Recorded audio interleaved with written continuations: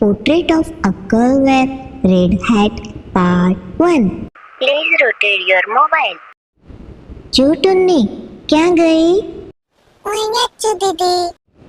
Last time મેં તને કીધું તું સ્કેચ કરવાની 3 અલગ અલગ રીત.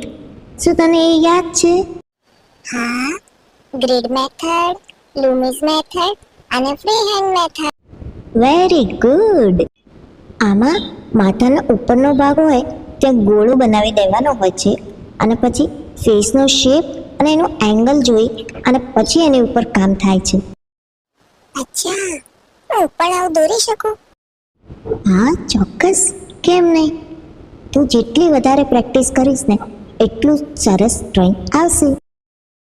અને એ જ રીતે એની આઈઝ, નોઝ અને લિપ્સ એને હું લોકેટ કરી દઉં છું. બાકીનું આવતા વિડીયોમાં આપણે જોઈશું.